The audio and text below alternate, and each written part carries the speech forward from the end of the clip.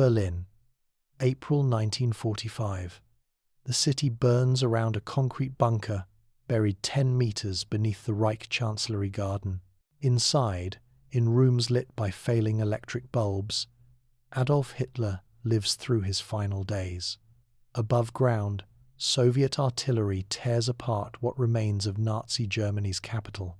Below, in the Führerbunker's cramped corridors, secretaries type final orders while the sound of shells transforms into muffled thunder through concrete walls.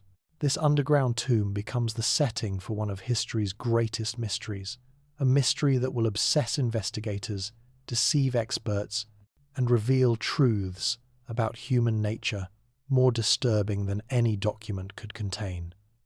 Asterisk. Before we jump back in, tell us where you're tuning in from, and if these history tales fascinate you, make sure you're subscribed because tomorrow I've saved something extra special for you. Asterisk. The bunker exists in a state beyond chaos.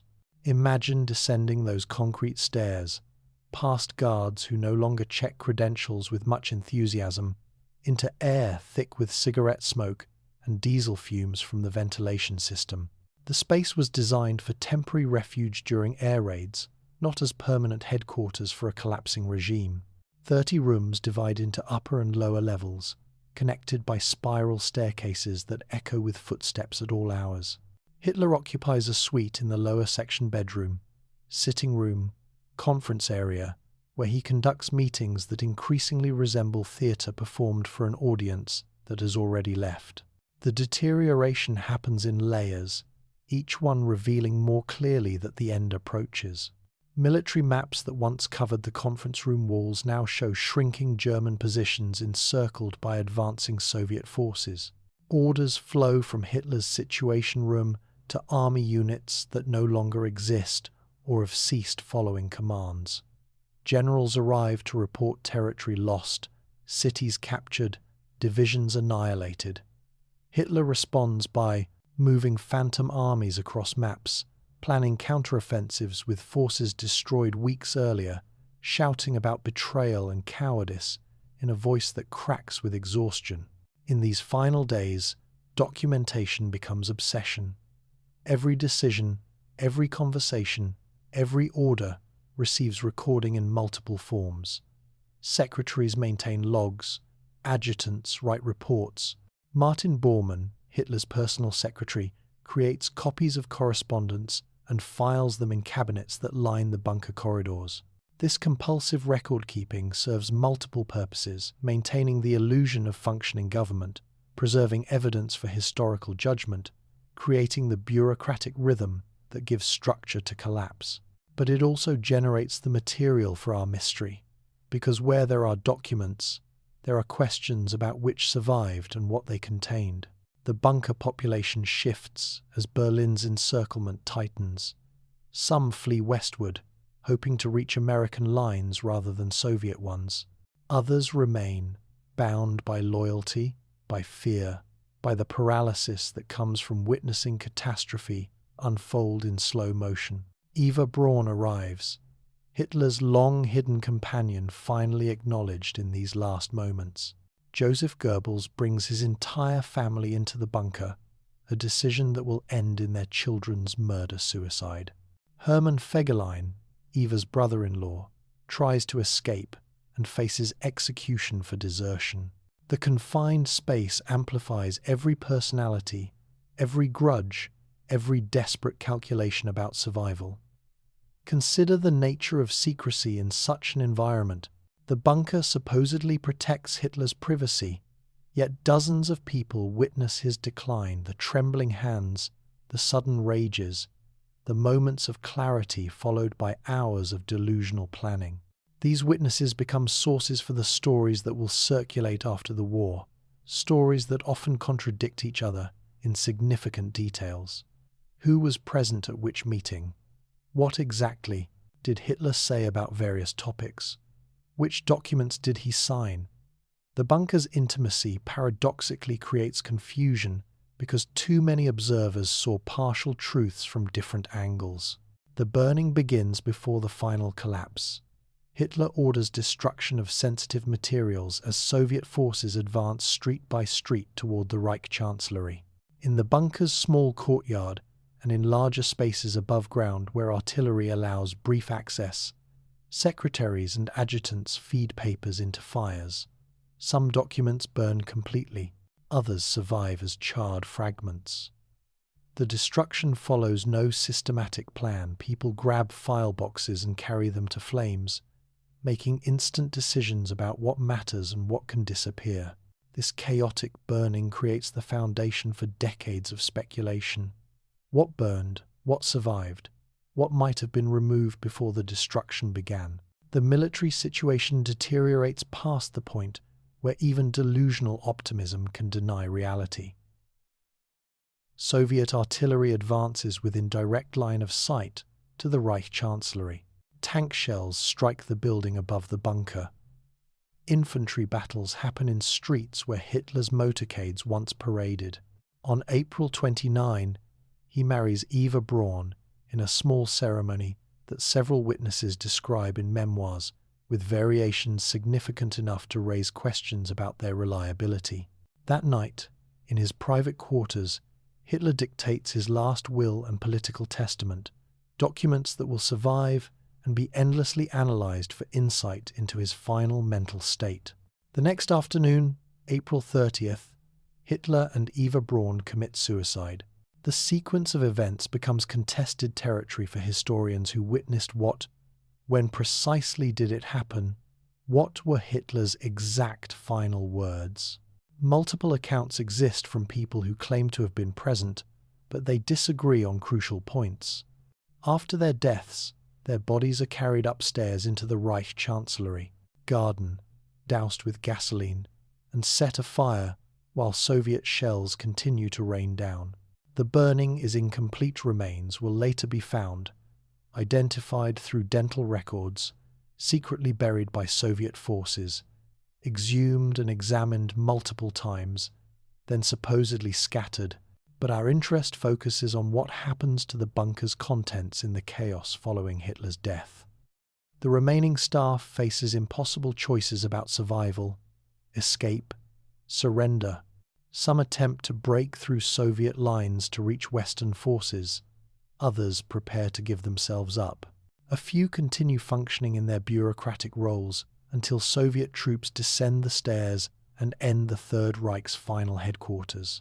In this mayhem, documents disappear through multiple pathways, burned in ongoing destruction, removed by fleeing staff, taken by Soviet soldiers as souvenirs or intelligence prizes, abandoned in the bunker to be discovered later.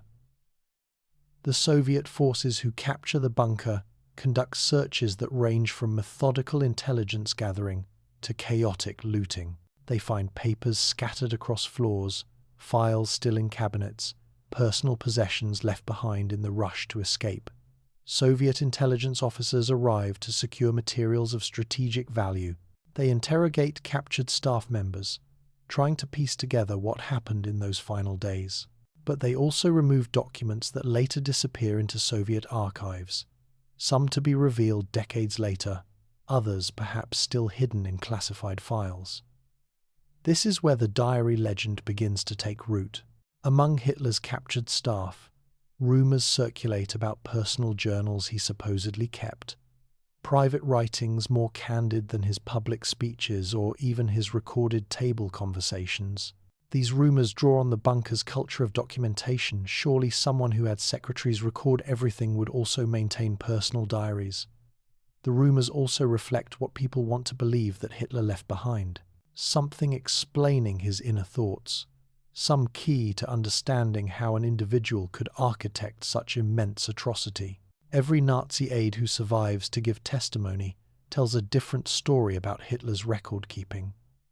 Some recall seeing him write in notebooks during late-night sessions when insomnia drove him to his desk. Others insist he dictated everything to secretaries and never wrote privately. A few mention leather-bound volumes supposedly kept in a safe, though no one can quite remember what they contained or what happened to them. These contradictory accounts feed speculation because they prevent definitive conclusion the diaries might exist, somewhere, if someone knew where to look. The physical evidence proves frustratingly ambiguous. The bunker yielded enormous quantities of paper orders, reports, correspondence, maps, annotated in Hitler's hand, notes scribbled during conferences, but no comprehensive diary emerged in the immediate aftermath. Soviet and later Western investigators catalogued thousands of documents without finding the sustained personal narrative that the word diary implies. This absence, paradoxically, strengthens belief that such writings must exist somewhere else, removed before the bunker fell or hidden in some location investigators haven't yet discovered. The legend draws power from historical precedents. Other Nazi leaders did keep diaries. Goebbels maintained extensive journals, portions of which survived to become important historical sources.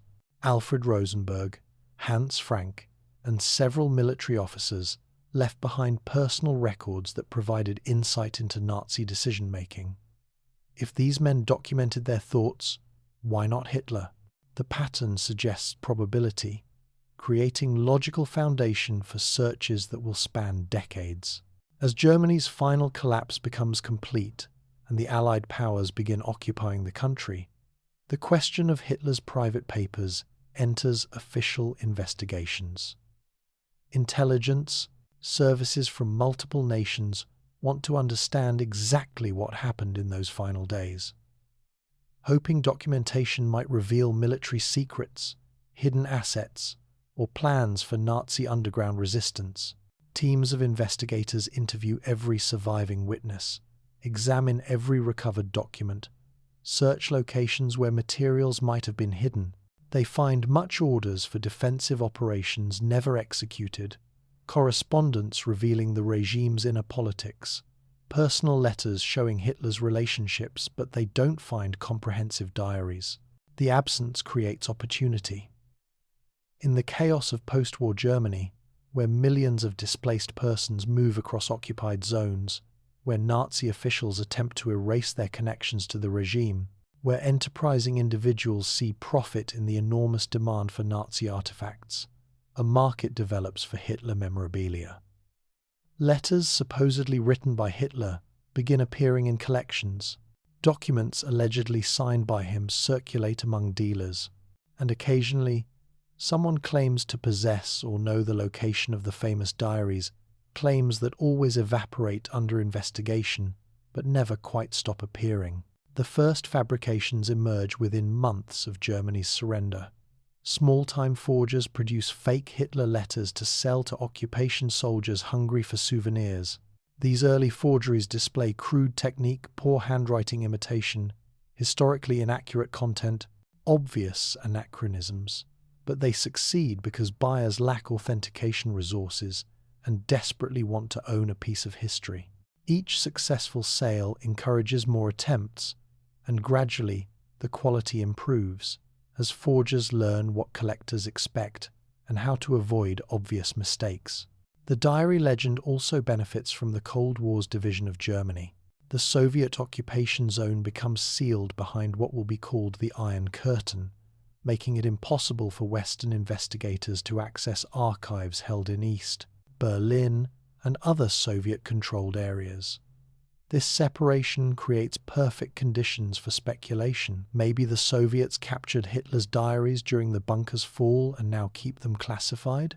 Maybe documents were hidden in Eastern Germany before Soviet arrival and remain undiscovered in communist territory?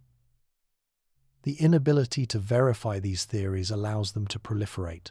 Yet underneath the speculation and false leads, real questions remain about what Hitler wrote in private.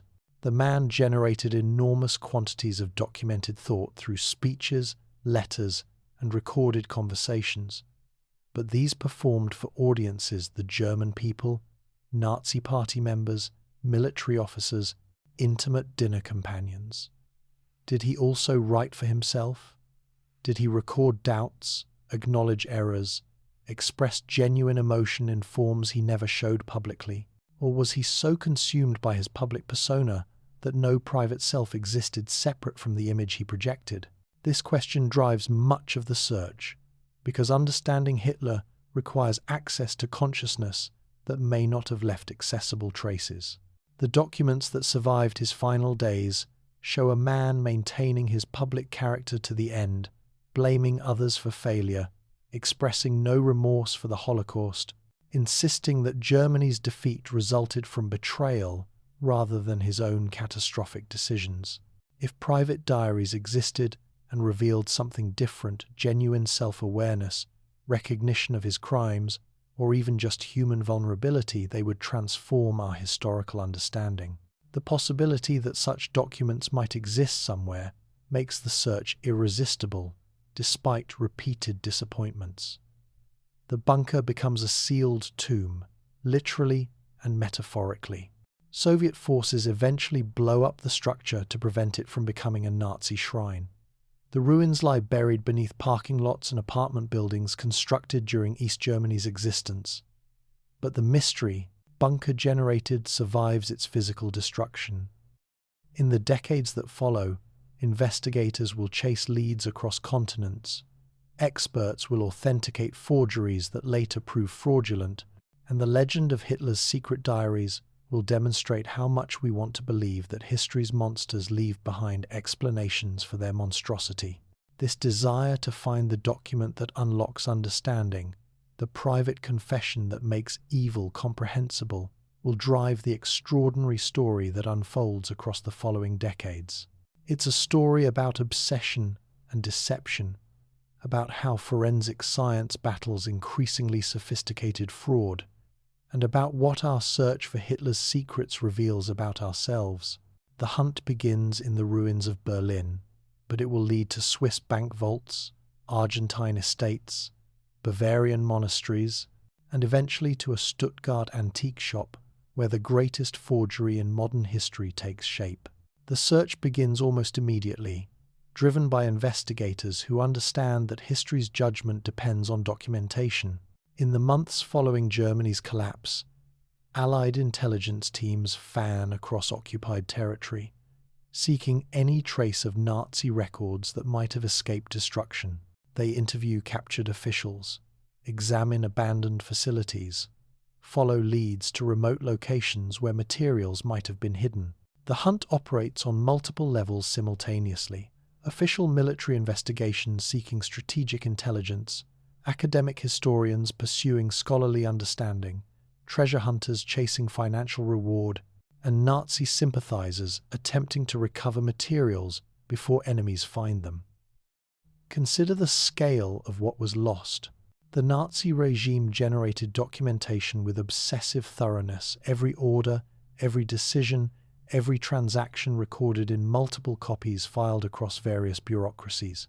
Estimates suggest the Third Reich produced hundreds of millions of pages during its 12-year existence. Much burned in Allied bombing raids, more burned during the regime's collapse as officials destroyed evidence. Soviet forces captured enormous quantities. American and British teams secured additional archives, but vast amounts simply vanished into the chaos, carried away by fleeing officials, buried in remote locations, hidden in private collections, or destroyed in ways that left no record. The missing materials create gaps in historical understanding that investigators find maddening. Crucial meetings have no surviving minutes. Important decisions lack documentation of who participated and what arguments prevailed. Hitler's private life remains opaque because he destroyed correspondence and avoided leaving paper trails about personal matters. These gaps become targets for searches because filling them would transform our understanding of how Nazi Germany functioned and how Hitler actually lived beyond his public persona. Simon Wiesenthal enters the story as perhaps the most famous hunter, though his primary mission involves tracking war criminals rather than documents. Based in Vienna, working with minimal resources and enormous determination, Wiesenthal builds a network of informants across Europe and South America. His pursuit of fugitive Nazis brings him into contact with the underground networks that might also know about hidden archives. When rumors surface about Hitler documents in Argentina, Wiesenthal investigates, When a source mentions papers hidden in Austrian mountain refuges, he follows the lead. His files grow to contain thousands of reports about possible document locations, most proving false but each demanding investigation because the possibility of truth justifies any effort. Hugh Trevor Roper brings different credentials to the hunt. A British intelligence officer during the war, tasked with investigating Hitler's fate for a government that needed confirmation of his death, Trevor Roper interviews witnesses, examines evidence with academic rigor. His book, The Last Days of Hitler, becomes the authoritative account, establishing his expertise on the bunker's final period. This expertise makes him invaluable to later investigations, and also, fatally, makes him a target for forgers who understand that his endorsement would legitimize any discovery. Trevor Roper spends decades fielding claims about newly discovered Hitler materials, examining supposed finds, and usually concluding they are fabrications. The search follows patterns that repeat with remarkable consistency. Someone contacts authorities or media with claims about diary discovery. They know where Hitler's papers are hidden, or they possess documents themselves, or they have information about who took materials from the bunker. Investigation reveals the claimant's background, often Nazi connections, always financial motivations, sometimes genuine belief in their own stories. Teams travel to the specified location, an estate outside Buenos Aires, where Martin Bormann allegedly fled, a monastery in Bavaria where sympathetic priests might have hidden contraband, a Swiss bank vault that supposedly contains Hitler's most secret papers. Exhaustive searching reveals nothing, or sometimes reveals genuine Nazi materials but not the diaries everyone seeks. The Argentine connection generates particular fascination because substantial evidence confirms that numerous high-ranking Nazis escaped to South America after the war. Adolf Eichmann lives in Buenos Aires until Mossad agents capture him in 1960. Joseph Mengele moves between Paraguay, Brazil, and Argentina. Klaus Barbie finds refuge in Bolivia. If these men successfully fled across the ocean, might they have brought documents with them?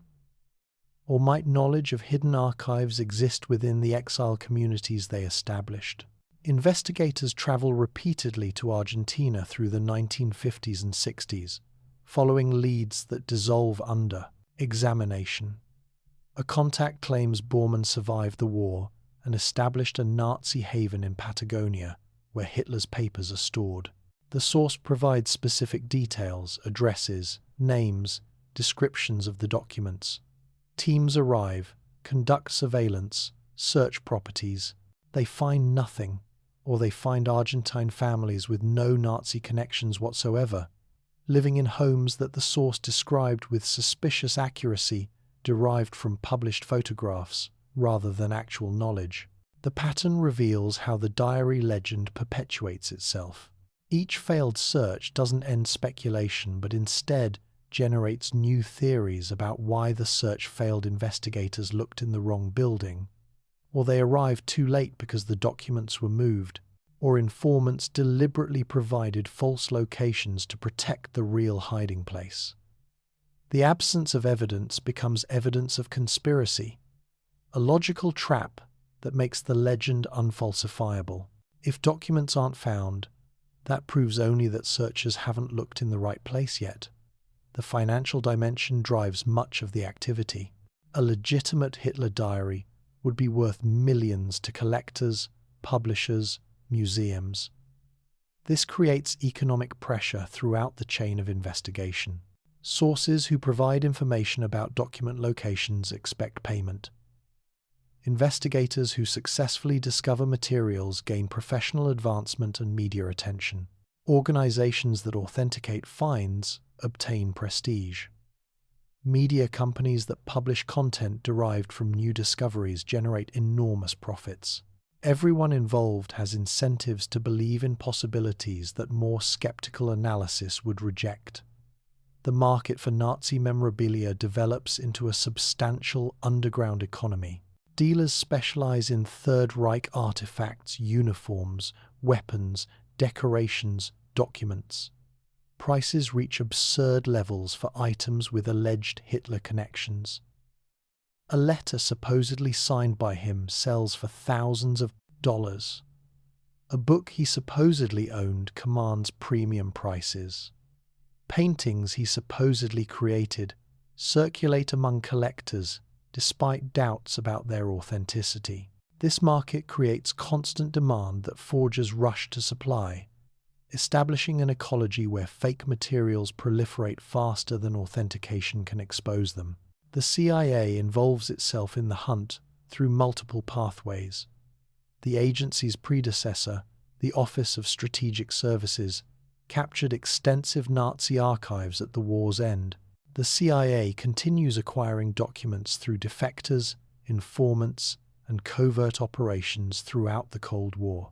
Declassified files reveal that the agency received numerous reports about Hitler diary sightings, sources claiming knowledge of their location, defectors offering to provide them for the right price, intelligence suggesting the Soviets possessed them. Each report triggered investigation, analysis, and usually disappointment.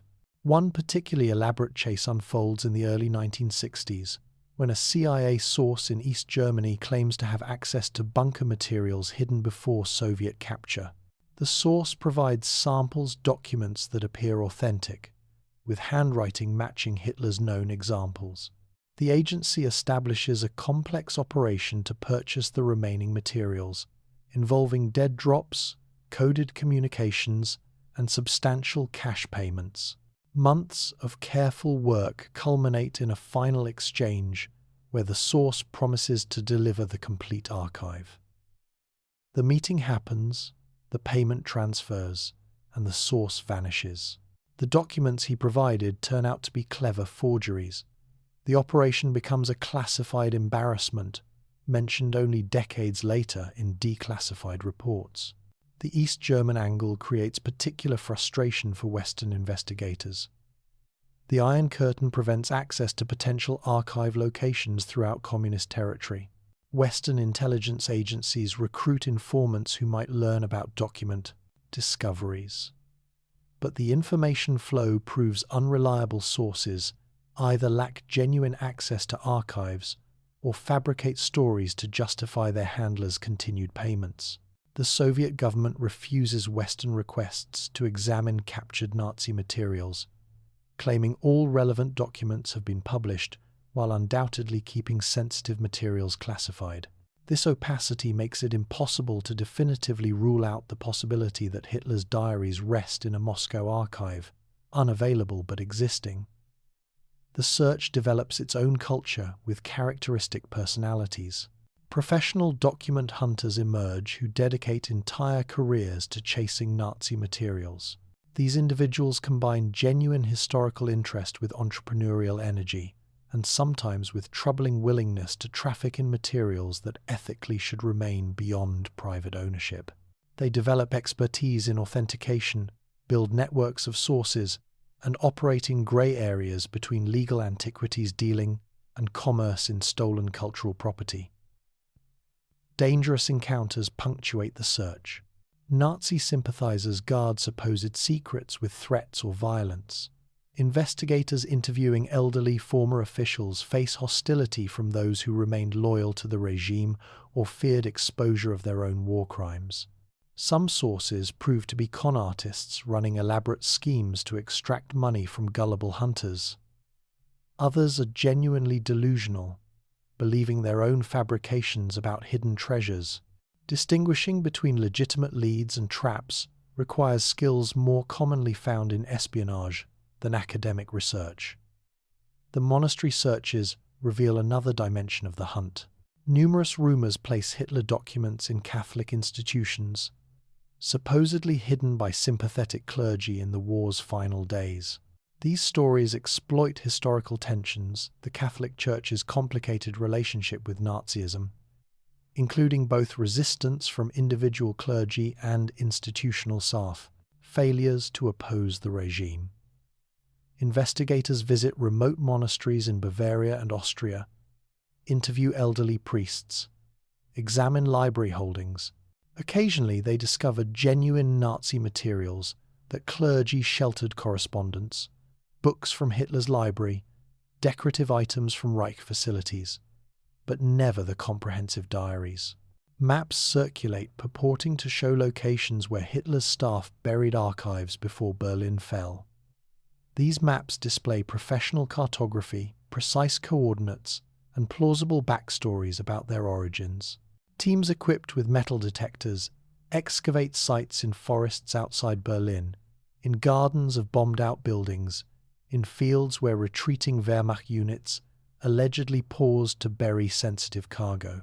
They find shell fragments, wartime debris, occasionally bunkers or weapons caches, but never the documents the maps promised. Each map's failure raises questions about its source: deliberate hoax, sincere but mistaken memory, or disinformation planted by intelligence agencies to waste competitors' resources. Double agents complicate the hunt through the Cold War decades. Both Soviet and Western intelligence services run operations designed to feed false information to the other side. A supposed defector offers details about Hitler diaries in Soviet possession, but he's actually a plant, and the story serves to waste Western intelligence resources chasing a fiction. A Western source claims to have access to documents hidden in East Germany, but he works for the Stasi, and the operation aims to identify CIA officers through their response to the bait. These deception operations pollute the information environment, making it nearly impossible to distinguish genuine leads from manufactured traps. The perpetual nature of the search creates psychological effects on those involved. Investigators develop obsessive focus, seeing patterns in random coincidences, interpreting ambiguous evidence in ways that sustain their quest. The diary becomes a white whale pursuit, defines identity, and abandoning the search would mean confronting wasted years. Some hunters mortgage homes to fund expeditions.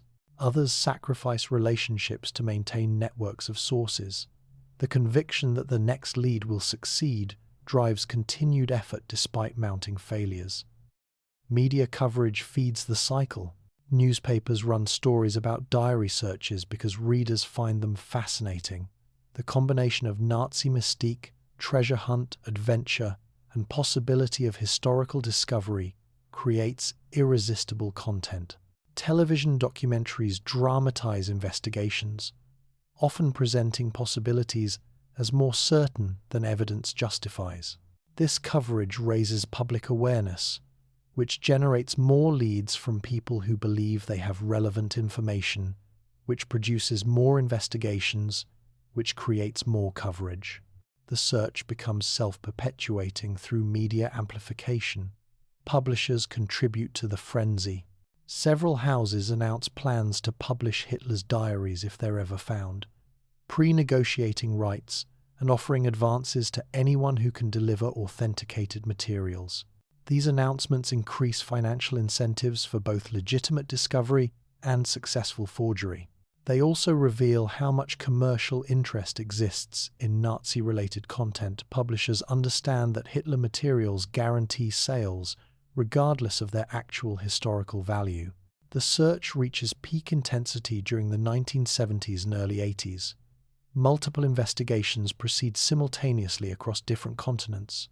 Wiesenthal follows leads in Europe. American collectors hire private investigators to check rumors in South America. German authorities examine reports about materials hidden within their own borders. British intelligence declassifies some war-era files that mention diary speculation, triggering new searches based on old information. The various investigations occasionally intersect, with different teams arriving at the same locations following independent leads, demonstrating how pervasive the diary legend has become. Yet none of these decades of effort produces the sought-after prize. The search continues, fueled by possibility, by financial incentives, by genuine historical curiosity, and by the psychological momentum of sustained pursuit. Investigators refuse to accept that the diaries might simply not exist, that Hitler might not have kept the kind of comprehensive private journal the legend assumes. The conviction that truth must be documented somewhere drives continued searching despite accumulated evidence suggesting the search is fundamentally misguided. Then, in April 1983, the announcement arrives that appears to vindicate everything. Stern magazine, one of Germany's most respected publications, declares it possesses Hitler's complete diaries, 62 volumes spanning 1932 to 1945. The hunt, it seems, has finally succeeded. What no one yet realizes is that the real story is just beginning, and it will reveal truths far stranger than any authentic diary could contain. April 1983. The announcement explodes across global media with force that stuns even seasoned observers of historical discoveries.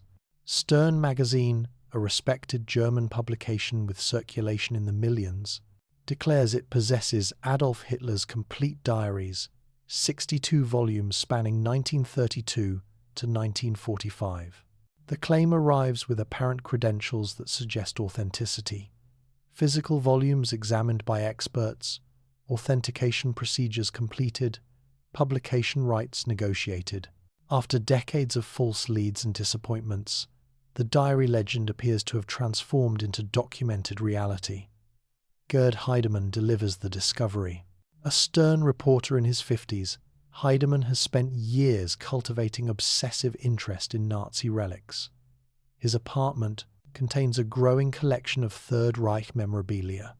His social circle includes former Nazi officers, collectors of wartime artifacts, and dealers in historical materials. This immersion in Nazi culture provides access to underground networks where authentic documents might circulate, but it also creates psychological vulnerabilities that forgers understand how to exploit. The source remains mysterious, deliberately so. Heidemann claims contact with an East German general who possesses the diaries and will smuggle them west for substantial payment. The backstory follows predictable patterns. Materials supposedly survived the war's end, remained hidden in communist archives, and now become available through corruption in the Eastern Bloc. The story exploits every assumption Western investigators hold about Soviet secrecy and East German officials' willingness to betray their government for cash. Stern pays 7 million Deutsche Marks, approximately $9 million in contemporary American currency. The sum represents extraordinary commitment, a bet that will either secure the publishing coup of the century or become the most expensive mistake in journalism history. The magazine's management approves the expenditure based on initial authentication efforts and the conviction that Hitler's diaries, if genuine, will generate returns far exceeding their cost through serialization rights, book deals, and circulation increases. The volumes arrive gradually over months of transactions. Each delivery requires Heidemann to travel, make clandestine contact with his source, and return with additional journals. This piecemeal acquisition prevents comprehensive examination before substantial investment occurs. By the time Stern possesses enough volumes to assess the full collection, they've already paid millions and committed their credibility to the discovery's authenticity. The physical objects appear convincing at first examination. Bound volumes with covers that show appropriate aging, pages that feel period correct, handwriting that resembles Hitler's known examples. The content follows expectations, daily entries, recording military decisions, political calculations, personal observations. Nothing in the diaries seems obviously impossible or contradicts established historical facts. The forgery succeeds not through spectacular revelations, but through mundane plausibility. Authentication procedures begin with handwriting analysis. Experts compare diary entries against documents known to be Hitler's genuine signature. The similarities appear strong letter formations, connecting strokes, spacing patterns all match. What the experts don't yet realize is that they're comparing the forgeries against other forgeries because the exemplars provided for comparison aren't authentic either. The forger has created an entire ecosystem of fake documents that authenticate each other. Forensic laboratories enter the process. Scientists at the Bundesarchiv, Germany's federal archive authority, examine paper and ink samples. They conduct chemical tests, microscopic analysis, and dating procedures. Initial results suggest the materials could be from the 1940s. The word could matters enormously. The tests don't confirm authenticity so much as fail to rule it out. But in the fever of anticipated discovery, provisional results transform into confident endorsements. Hugh Trevor Roper receives an invitation to examine the volumes. His presence serves crucial purposes for Stern. If Britain's leading Hitler authority endorses the diaries, skepticism evaporates. Trevor Roper travels to a Swiss bank vault where Stern has secured the collection. He spends hours reviewing volumes, comparing handwriting, assessing content. The pressure he faces is immense. Everyone wants confirmation, and his career has established him as the ultimate arbiter of Hitler materials. Trevor Roper's initial endorsement provides exactly what Stern needs. He declares the diaries authentic, lending his enormous credibility to the discovery. The announcement amplifies across global media. News organizations prepare serialization. Television networks develop documentary projects. Publishers negotiate book rights worth millions. The media frenzy intensifies with each passing day, as journalists and historians debate what the diaries might reveal about Hitler's inner life and World War II's hidden dimensions. The diaries supposedly contain shocking revelations. Hitler's ignorance of the Holocaust's full scope entries, suggesting he didn't order or even know about the extermination camp's systematic murder. His deteriorating mental state captured in increasingly erratic daily notes. His private doubts about military strategy, recorded in moments of late-night candor. His tender relationship with Eva Braun, expressed in language more emotional than his public persona ever displayed. Each supposed revelation generates more excitement, more pre-publication interest, more anticipated sales. For 2 weeks, the world believes. The diary discovery dominates international news. Historians give interviews about what the find means for understanding the Nazi era. Museums inquire about acquiring volumes. Survivors of the Holocaust respond with everything from hope that the diaries might provide new evidence of persecution to horror at the possibility that Hitler's version of events will receive legitimization. The sensation reaches levels rarely seen for historical discoveries. Then cracks begin appearing in the edifice. Historians notice troubling details, anachronisms in dates, references to events that happened differently than the entries describe, suspicious gaps in coverage during periods when other sources document Hitler's activities extensively. The content reveals itself as too convenient, confirming existing beliefs rather than challenging understanding with genuinely new information. Real private diaries contain mundane observations, boring routine, the unfiltered randomness of daily life. These entries read like someone trying to write what Hitler's diary should contain. The forensic evidence suddenly becomes more definitive. Scientists at the Bundesarchiv conduct more thorough testing, applying techniques the initial rushed examinations skipped. They discover polyester threads binding the volumes, synthetic fibers that didn't enter production until after 1950. This single physical fact demolishes months of authentication theatre. No explanation exists for how 1940s diaries could contain materials that didn't exist until 5 years after the war ended. The collapse happens with devastating speed. Within days of the polyester discovery, the entire authentication structure disintegrates.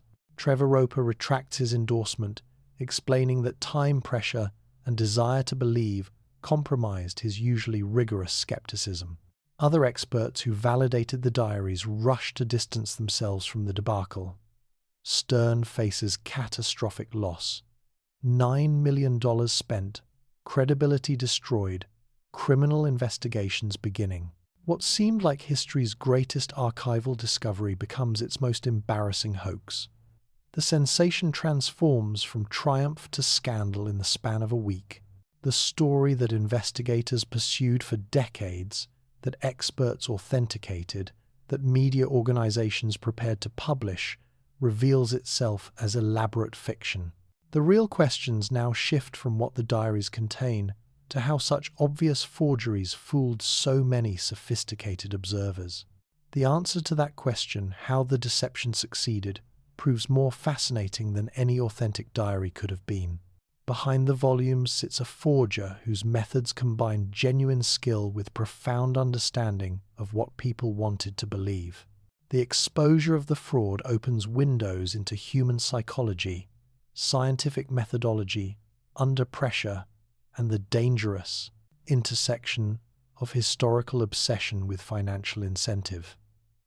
The search for Hitler's secrets has found something after all, just not what anyone expected. The exposure reveals a forger more fascinating than the forgeries themselves. Konrad Kujau operates from a modest antique shop in Stuttgart, a small-time dealer in Nazi memorabilia who transforms himself into the perpetrator of history's most audacious documentary fraud. His background offers no hint of the sophistication required for such deception. A working-class upbringing in East Germany, limited formal education, a criminal record for petty fraud. Yet this unlikely figure creates forgeries that fool international experts and generate millions in fraudulent sales. Kujau's technique combines genuine artistic skill with psychological manipulation.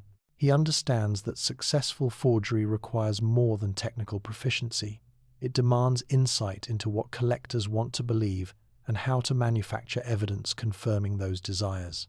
His career in fraud begins modestly, producing fake Nazi paintings and documents for the thriving memorabilia market. Each successful sale teaches lessons about what passes authentication and what triggers suspicion. He refines his methods through trial and error, learning from mistakes that might have exposed lesser forgers. The diary fabrication employs surprisingly simple physical methods, elevated by obsessive attention to detail. Kujau sources old blank books from the 1930s and 40s, genuine period volumes that provide authentic paper and bindings as foundation. When supplies of vintage books run short, he creates artificial aging using techniques any dedicated craftsperson might employ, soaking new paper in tea to create yellowing, baking pages in ovens to simulate decades of oxidation, exposing materials to sun and humidity to produce authentic-looking wear. The ink formulation demonstrates similar clever simplicity. Kujau doesn't attempt to perfectly replicate 1940s chemistry. Such precision would require laboratory facilities beyond his access. Instead, he mixes inks that approximate the visual appearance of aged writing, using combinations of modern materials that casual examination won't distinguish from period-correct formulas. The deception succeeds because authentication in the early 1980s lacks the sophisticated chemical analysis that later forensics will employ. Handwriting practice consumes months of dedicated effort.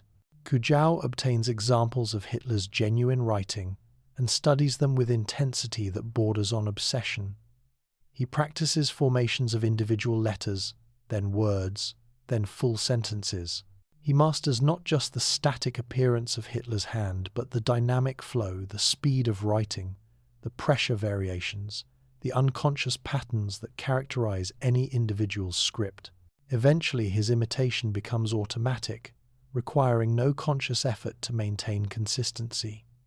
The content creation reveals Kujau's limitations and also his cunning. He lacks deep historical knowledge. His understanding of World War II comes from popular sources, documentaries, general histories, accessible to any interested reader. This shallow expertise creates vulnerabilities, the anachronisms and factual errors that eventually raise historians' suspicions. But it also produces a kind of accidental authenticity, because the entries read like what a non-expert imagines Hitler's diary would contain, rather than displaying the suspiciously perfect accuracy that more sophisticated forgery might attempt. Kujau keeps entries deliberately vague, recording events in general terms that resist specific contradiction. He describes meetings without detailed participants, references military operations using information available in published sources, expresses opinions that align with Hitler's known views without venturing controversial new interpretations. The forgeries succeed through carefully calibrated mediocrity, interesting enough to seem worth publishing, bland enough to avoid obvious errors. The provenance fiction demonstrates Kujau's understanding that authentication depends as much on backstory as physical evidence.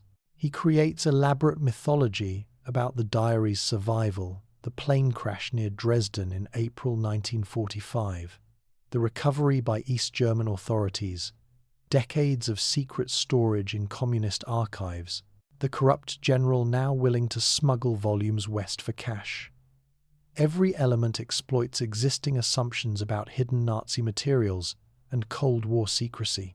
The plane crash story proves particularly clever because it contains just enough historical truth to seem plausible.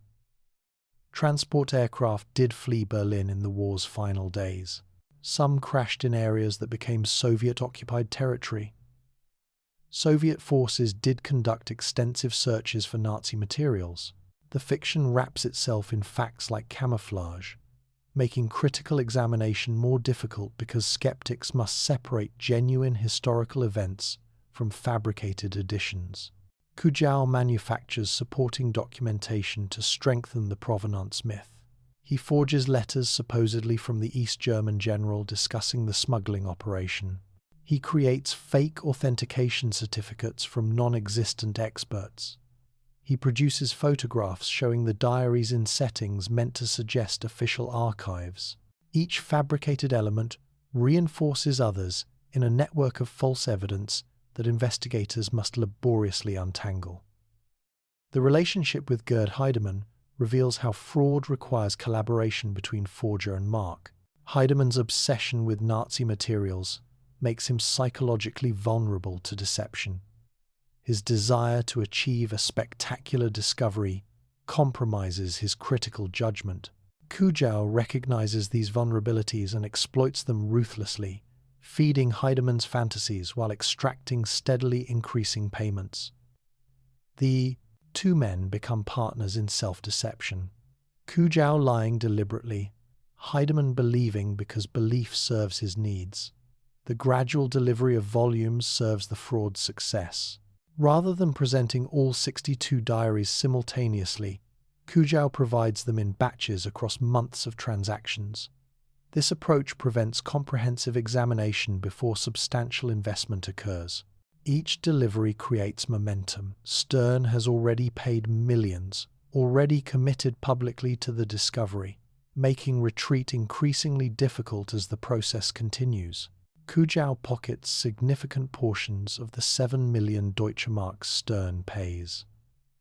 Heidemann supposedly transfers funds to the East German source, but much of the money stops with Kujau himself.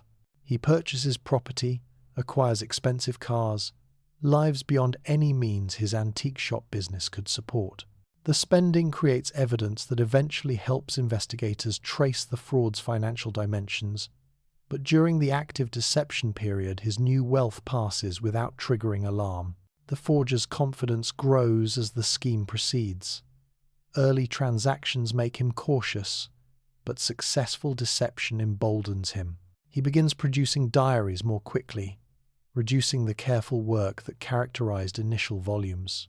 Quality declines later, forgeries show less attention to detail, more obvious errors, signs of rushed production. But by this point, Stern is so invested that declining quality doesn't trigger sufficient skepticism to halt the process. The decision to approach Stern rather than underground collectors demonstrates both ambition and miscalculation. The memorabilia market would have accepted the diaries with fewer questions, Dealers accustomed to dubious provenance wouldn't conduct the forensic testing that mainstream media requires. But the potential rewards from legitimate publication dwarf anything the underground market offers. Kujau gambles that authentication procedures won't detect his deception, and for a brief period the gamble appears to pay off spectacularly. The exposure process reveals the forgeries layer by layer. The polyester thread discovery provides definitive physical proof, but investigators also find Kujau's practice notebooks, drafts of diary entries with corrections and revisions, materials used for artificial aging, and financial records connecting him to the fraud. His Stuttgart workshop becomes crime scene, yielding evidence of the entire fabrication process. The mundane setting, a modest shop filled with Nazi kitsch, contrasts absurdly with the global scandal the forgeries generated. Kujau's trial transforms him into peculiar celebrity. He shows no remorse, instead appearing to enjoy the notoriety his fraud created. He boasts about fooling experts, dismisses criticism of his technique, and even offers to produce more forgeries as entertainment. The confidence suggests either sociopathy or a performer's instinct for maintaining character. He receives a prison sentence, but serves relatively brief time before release. After prison, Kujau continues producing forgeries, now openly marketed as his work rather than as authentic Hitler materials. Collectors purchase Kujau originals, fake Hitler paintings, and documents created by the famous forger, valued for their connection to the scandal rather than any pretense of authenticity. The market for his work demonstrates how the fraud itself becomes historical artifact, generating value through notoriety. The fabrication ultimately proves more revealing than authentic diaries could have been. Kujau's forgeries expose how authentication fails under pressure, how financial incentives corrupt judgment, and how desperately people want to believe in documented access to historical consciousness. The fraud becomes a mirror, reflecting our obsessions back at us more clearly than truth ever could. The authentication failure exposes how even rigorous scientific methods collapse under corrupting pressures. Multiple experts examined the diaries before publication: handwriting analysts, forensic scientists, historians, archivists, yet the forgeries passed through layers of scrutiny that should have detected them immediately. Understanding this systemic failure reveals more about human judgment under pressure than about the forgery's technical sophistication. Time pressure corrupted the entire process. Stern wanted publication before competitors discovered the story or sources leaked information. This urgency compressed authentication procedures that normally span months into rushed weeks. Scientists received samples with instructions to complete analysis quickly. Experts examined volumes under deadlines that prevented thorough investigation. The pressure created conditions where preliminary findings became final conclusions because no time existed for deeper scrutiny. Financial incentives biased judgment at every level. Stern had invested millions and needed validation to justify the expenditure. Experts who authenticated the diaries gained prestige and future consulting opportunities. Media organizations negotiating serialization rights wanted confirmation to proceed with profitable plans. Everyone involved had reasons to believe, and those reasons unconsciously influenced supposedly objective analysis. Authority deferred to authority in ways that prevented critical examination. When Hugh Trevor Roper endorsed the diaries, junior experts questioned their own doubts rather than challenging his judgment. The psychological pressure of disagreeing with the field's leading authority proved too great for many specialists who noticed troubling details. This cascade effect meant that one prestigious endorsement silenced multiple skeptical voices that might have prevented the debacle. The actual forensic tests that finally exposed the fraud demonstrate the arms race between forgery and detection. Paper analysis using spectroscopy should have immediately revealed modern manufacturing techniques. Contemporary paper contains chemical signatures distinct from period production, but rushed testing missed crucial signals, examining samples too small to detect variations, applying insufficient analysis protocols, accepting preliminary results without confirmation. Ink dating through chromatography could have shown chemical compositions impossible in the 1940s. Modern inks contain synthetic compounds and stabilizers that didn't exist during the war. The definitive tests weren't performed until after publication, when media attention demanded more thorough investigation.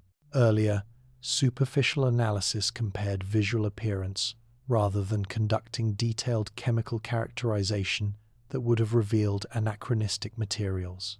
The polyester threads provided undeniable proof that destroyed all remaining authentication claims. These synthetic fibers entered production only in the 1950s, making their presence in supposedly wartime volumes absolutely conclusive evidence of forgery.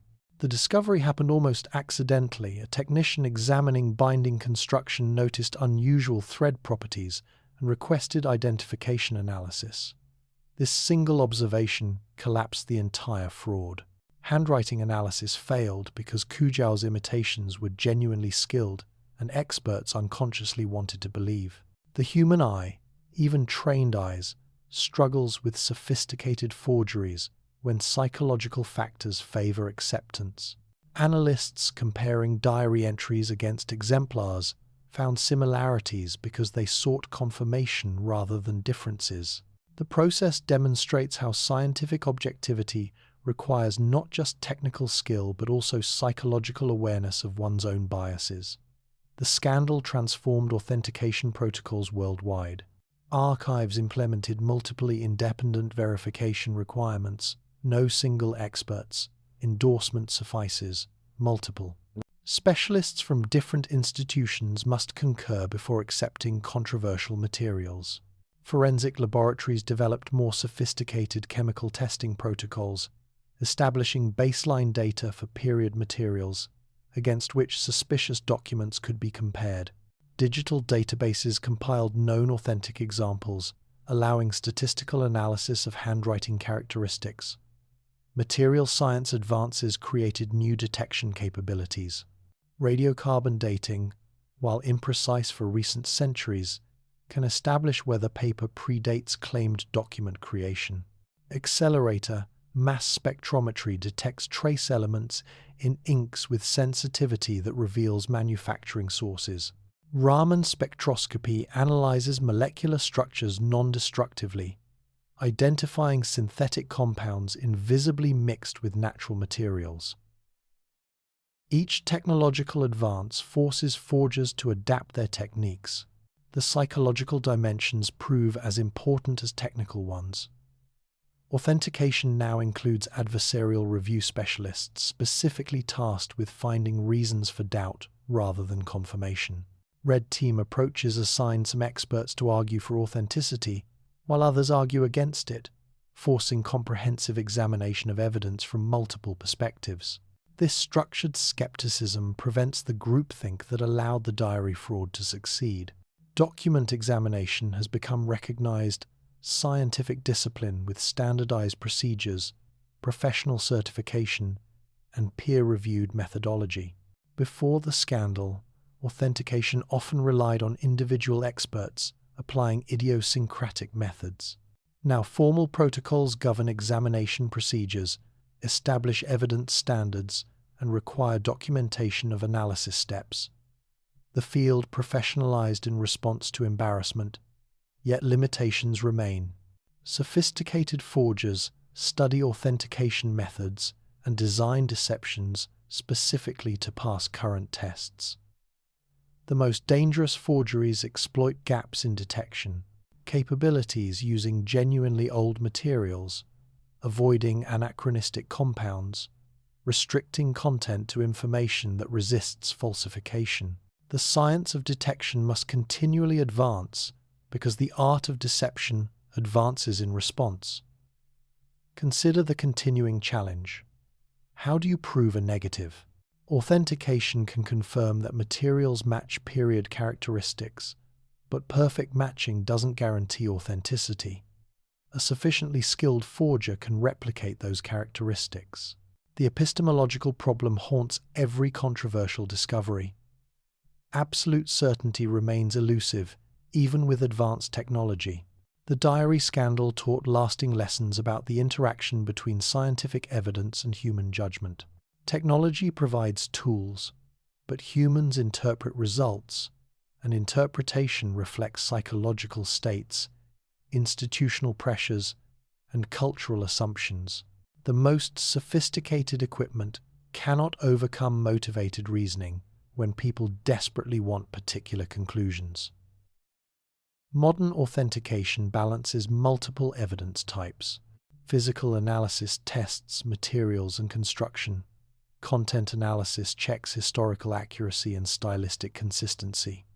Provenance investigation traces ownership history and examines acquisition circumstances. Digital forensics detects modern alterations or digital creation. Comparative analysis uses statistical methods to assess similarity to known authentic examples. No single test provides definitive answers. Conviction emerges from converging evidence across independent analysis streams. The economic dimension persists as corrupting force. Authentic Hitler materials still command enormous prices, creating constant incentive for forgery. Authentication experts face pressure from clients who commissioned examinations, hoping for positive results. Museums and collectors who purchased materials need validation to justify expenditures. The market creates systematic bias toward authentication rather than skepticism. The scandal revealed how fraud operates not through perfect technical execution, but through exploiting human weaknesses. Our desire to believe extraordinary claims, our deference to authority, our susceptibility to time pressure and financial incentive. The forger succeeded not because his work was flawless, but because the authentication system contained vulnerabilities he understood and exploited ruthlessly. The lesson extends beyond document authentication to any field where human judgment evaluates contested evidence. Medical diagnosis, forensic criminal investigation, intelligence analysis all face similar challenges when expert assessment occurs under pressure with significant consequences for being wrong. The Hitler diary scandal becomes case study in how systemic failures compound individual errors, how incentives corrupt objectivity, and how even rigorous methodology proves fragile when subjected to forces that demand particular conclusions. The science has improved dramatically since 1983. Authentication today employs capabilities that would have immediately exposed Kujau's forgeries. Yet new challenges emerge. Digital manipulation tools create forgeries more sophisticated than anything possible with physical materials alone. The arms race continues, detection advancing but deception advancing alongside it, neither side achieving permanent advantage in the endless contest between truth and fabrication. Contemporary technology revolutionizes the search for historical truth through capabilities that would have seemed impossible during the 1980s scandal. The transformation extends beyond improved authentication tools to fundamentally different approaches for investigating the past. Digital archives, artificial intelligence, advanced imaging, and molecular analysis create possibilities that earlier investigators could only imagine. Digital archives compile millions of Nazi documents into searchable databases. What once required physically traveling to scattered repositories and manually examining file boxes now happens through keyword searches across vast information landscapes.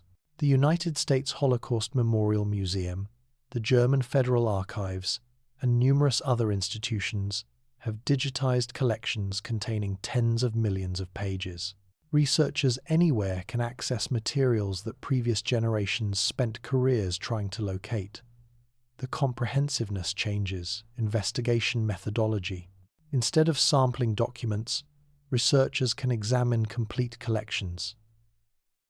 Instead of relying on published sources, They access primary materials directly. Pattern recognition across massive data sets reveals connections invisible when examining individual documents.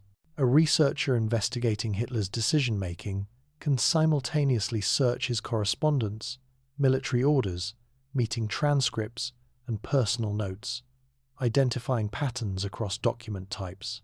Artificial intelligence systems analyze writing samples with mathematical precision that human experts cannot match. Machine learning algorithms compare thousands of subtle characteristics, letter formations, spacing patterns, pressure variations, stroke sequences, establishing probability of authenticity through statistical analysis. These systems don't replace human judgment, but augment it, flagging anomalies that merit deeper investigation and confirming assessments with quantitative evidence. The AI approach addresses limitations that defeated human examiners during the diary scandal. Humans unconsciously seek confirmation of existing beliefs. Algorithms apply consistent criteria regardless of preferred outcomes. Humans tire and lose focus during extended examination. Algorithms maintain performance indefinitely. Humans compare against mental templates shaped by limited exposure. Algorithms reference databases containing thousands of verified examples. Multispectral imaging reveals hidden layers in documents using wavelengths beyond visible light. Infrared photography penetrates surface writing to expose erased text beneath. Ultraviolet illumination shows alterations invisible to normal viewing. X-ray fluorescence maps chemical elements in inks, revealing composition changes that indicate forgery or restoration. These techniques create depth perception, showing documents not as flat surfaces, but as archaeological sites with explorable strata. Consider examining a supposedly authentic Hitler letter using multispectral methods. Visible light shows the writing everyone can see. Infrared reveals whether underlying paper contains fibers consistent with period manufacturing.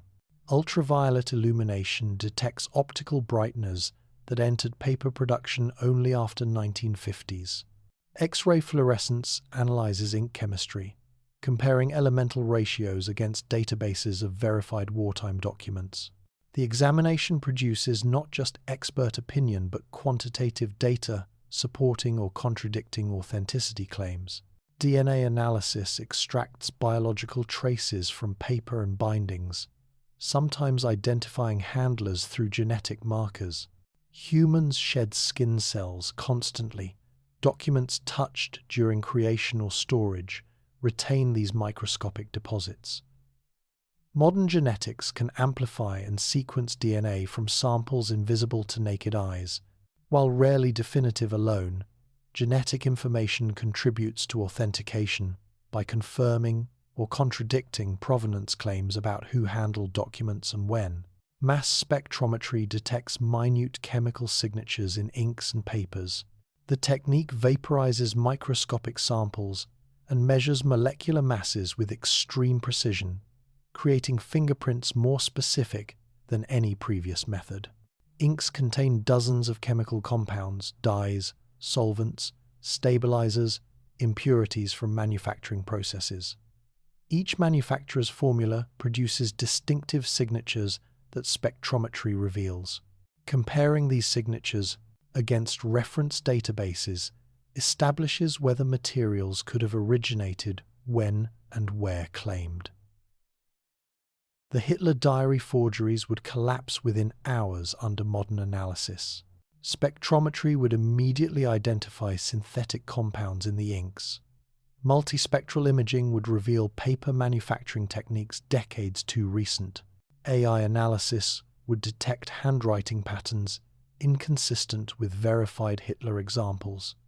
DNA traces would place Kujau's genetic markers throughout volumes supposedly untouched since 1945. The technology makes certain historical frauds essentially impossible, yet sophistication brings new challenges. The most dangerous contemporary forgeries use genuinely old materials, blank pages from period books, vintage inks formulated from historical recipes, binding techniques researched from conservation manuals. Forgers study authentication methods specifically to defeat them.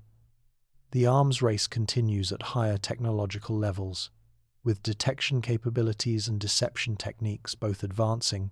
Blockchain systems create tamper-proof provenance records for newly discovered documents. Every transaction, examination, and ownership transfer gets recorded in distributed ledgers that cannot be altered retroactively.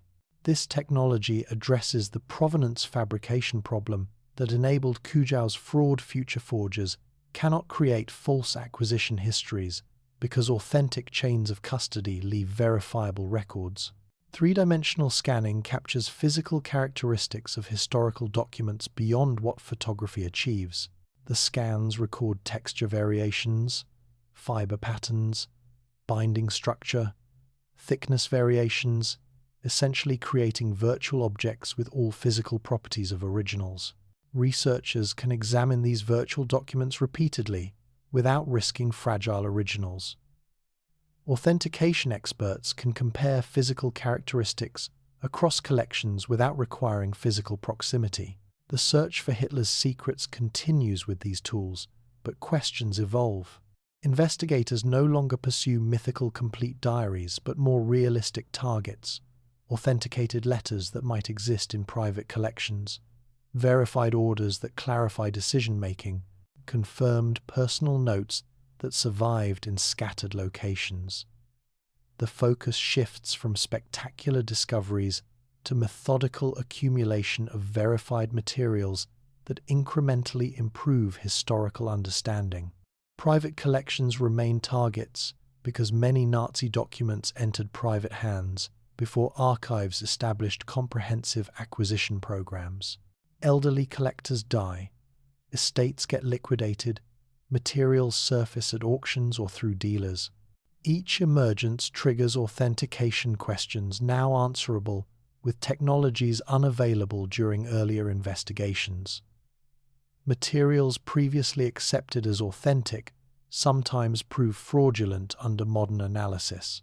Conversely, documents dismissed as forgeries occasionally receive rehabilitation when new testing confirms period origins. The technology democratizes investigation in unexpected ways. Amateur researchers access digital archives that previously required institutional affiliation and physical travel. Citizen scientists contribute to transcription projects, making handwritten documents machine searchable. Crowdsourced analysis examines materials too numerous for professional historians to process. The hunt transforms from exclusive pursuit by credentialed experts to distributed effort engaging thousands of interested individuals. Yet expertise remains crucial. Technology provides tools, but interpretation requires knowledge that casual interest cannot replace. Understanding what questions to ask, recognizing significant patterns, situating discoveries within historical context, these skills demand deep study. The democratization creates more eyes examining materials but also generates more false discoveries requiring expert debunking. The modern hunt operates with different assumptions than guided earlier searches. Investigators no longer expect comprehensive personal journals. Hitler's psychology and the bunker's chaos make such documentation unlikely. Instead, they pursue fragments that authentic survival patterns suggest might exist.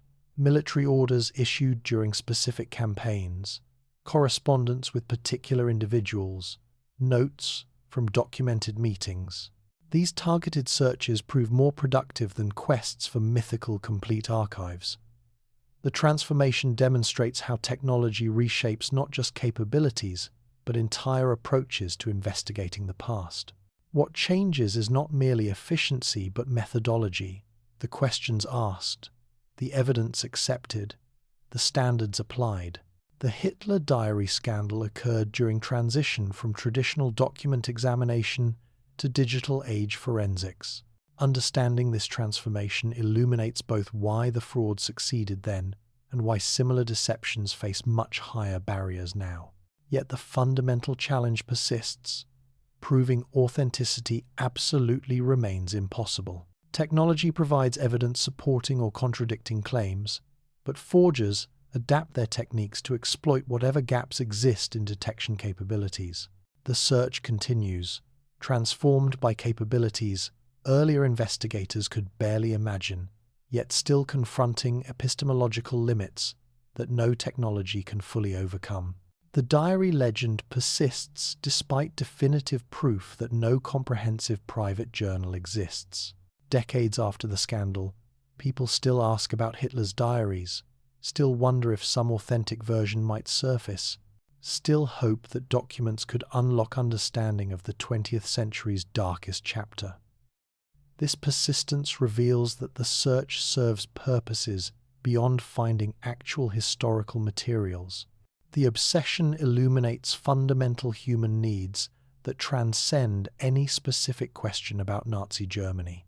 Understanding evil requires access to consciousness, or so we believe. Societies need to imagine that monsters leave clues to their inner workings, that psychological autopsies can reveal how ordinary humans transform into architects of atrocity. The diary concept promises this impossible access, suggesting Hitler recorded his own descent in forms we could study like medical specimens, that reading his private thoughts would explain what drove genocide. But this assumption may be fundamentally mistaken. Perhaps no hidden consciousness exists to discover. Perhaps Hitler's private thoughts resembled his public statements because his persona wasn't performance, but authentic expression. Perhaps the man who ordered the Holocaust felt no inner conflict requiring documentation, no doubts demanding private confession. The possibility that evil contains no depths to plumb, that monsters lack the interiority we seek, proves more disturbing than any diary could reveal. The legend reflects changing generational relationships with World War II. As eyewitnesses die, societies lose direct connections to history, creating hunger for physical artifacts that bridge temporal gaps. Documents become sacred relics, tangible proof that distant events actually occurred, material links to experiences beyond living memory. The market for Nazi memorabilia, despite moral qualms, generates millions annually because objects carry emotional weight that histories cannot. Consider what this hunger reveals about historical consciousness. We trust physical objects more than transmitted memory. Even though objects lie as readily as human witnesses, we attribute authenticity to materials that age and decay, as if oxidized paper contains more truth than living testimony. The preference reflects deep psychological patterns. The tangible feels real in ways that narrative cannot match. The Hitler diary search created lasting impacts beyond the scandal itself. It taught critical thinking about historical claims, demonstrating how expertise fails under pressure, revealing media vulnerabilities to sensational stories. Museums and archives follow protocols developed in response to the fraud. Forensic document analysis became recognized scientific discipline with standardized procedures. The case enters textbooks as cautionary tale about confirmation bias and dangers of wishful thinking. Educational value extends to multiple domains. Journalism programs study how Stern's editorial judgment collapsed under commercial pressure. Psychology courses examine how motivated reasoning corrupted expert analysis. History departments explore how desire for documentary evidence overwhelms skepticism. The scandal provides teaching moments across disciplines, illustrating universal principles about human judgment under pressure. Yet the search continues in modified forms. Investigators still pursue authenticated Hitler materials, still hope for discoveries in private collections or forgotten archives.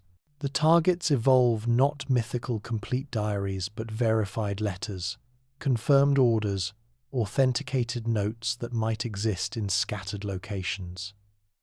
The methodology improves through technology and refined protocols, but the fundamental obsession persists, renewing with each generation that seeks to understand how civilization collapsed into barbarism. The persistence reveals unresolved psychological needs. We want to believe that evil can be understood through rational analysis, that sufficient documentation would explain Hitler's motivations, that reading his private thoughts would prevent future atrocities. These beliefs comfort us by suggesting that evil results from knowable causes we might identify and counteract. The alternative, that evil emerges from ordinary human capacities without requiring special explanation, proves too disturbing to accept easily. The market dimension continues shaping the search. Nazi memorabilia commands extraordinary prices. Hitler's paintings sell for hundreds of thousands of dollars, his letters for tens of thousands, objects he supposedly owned for premiums over similar items lacking Nazi provenance. This market creates constant economic pressure for forgeries to appear. Demand so intense guarantees that supply will manifest, authentic or not. Auction houses face authentication challenges with every Nazi item offered. Buyers want certainty about provenance. Did Hitler actually paint this watercolor, sign this letter, own this book? The authentication industry thrives on these questions, with experts charging substantial fees for opinions about materials that enter the market constantly. The economic ecosystem surrounding Nazi artifacts creates incentives that sometimes compromise objective judgment. The generational transition transforms how the search operates. The last eyewitnesses to Hitler's bunker are gone. No one remains alive who can provide first-hand testimony about what documents existed in those final days. Future investigations must rely entirely on physical evidence and second-hand accounts, making authentication simultaneously more crucial and more difficult. The shift from living memory to historical reconstruction changes fundamental aspects of how we access the past. Younger generations approach Hitler differently than those who lived through the war. Without direct experience of Nazi Germany, they seek understanding through documentation and artifacts rather than transmitted memory. This creates different relationships with historical materials, less emotional, more analytical, sometimes disturbingly casual about objects that earlier generations found too painful to commodify. The evolution raises questions about appropriate ways to engage with histories of atrocity. The diary legend achieves a kind of immortality by renewing itself with each generation. New investigators discover the story, become fascinated by the mystery, pursue their own searches through methods reflecting contemporary capabilities. The legend adapts to technological changes. Modern hunters use digital tools earlier investigators lacked, but the essential quest remains constant. Each generation believes it might succeed where predecessors failed. Consider what this renewal reveals about human nature. We persistently believe in possibilities despite accumulated evidence suggesting futility. We invest resources in searches that rational analysis would abandon. We maintain hope for discoveries that would transform understanding, even when transformation seems unlikely. The persistence demonstrates both admirable determination and troubling refusal to accept limitations. The mystery serves narrative purposes that facts cannot fulfill. Stories need resolution, beginnings that establish questions, middles that develop complications, endings that provide answers. History rarely cooperates with narrative structure. Events unfold without dramatic pacing. Questions remain unanswered. Mysteries persist unresolved. The diary legend promises narrative completion that history denies. If only the right documents surfaced, the story would achieve satisfying conclusion. But perhaps the search itself provides the actual story. Not the diaries, which likely never existed in the form legends describe, but the decades of pursuit, the forgers and investigators, the technological evolution, the psychological revelations about what we seek when we pursue historical truth. The scandal exposed more about human nature than authentic diaries could have revealed: our susceptibility to wishful thinking, our deference to authority, our corruption under financial pressure, our desperate need to believe that evil contains explanations. The Hitler diary scandal thus becomes parable about the limits of documentation and the persistence of mystery. We want to believe that everything can be known if only we find the right evidence. We assume that sufficient documentation would explain any historical phenomenon. But some questions may lack answers. Some mysteries may resist resolution. Some aspects of human experience may never yield to rational analysis. The final lesson involves accepting uncertainty without abandoning inquiry. The diary legend teaches us to question extraordinary claims, demand rigorous evidence, resist confirmation bias, all valuable skills for navigating a world filled with contested information. But it also teaches humility about the limits of historical knowledge. We cannot fully reconstruct the past, cannot achieve complete understanding of distant events, cannot access consciousness that left no reliable traces. The search continues because the alternative, accepting that some things remain unknowable, proves too difficult. We persist in believing that somewhere, in some archive or private collection, documents wait that would answer our questions about Hitler's inner life. This belief may be illusion, but it's an illusion we apparently need. The hunt renews with each generation, not because evidence suggests ultimate success, but because the search itself serves psychological purposes that transcend any specific discovery. And so, the mystery endures. Investigators will continue pursuing authenticated Hitler materials. Forgers will continue producing fakes to satisfy market demand. Authentication technology will advance, and deception techniques will advance in response.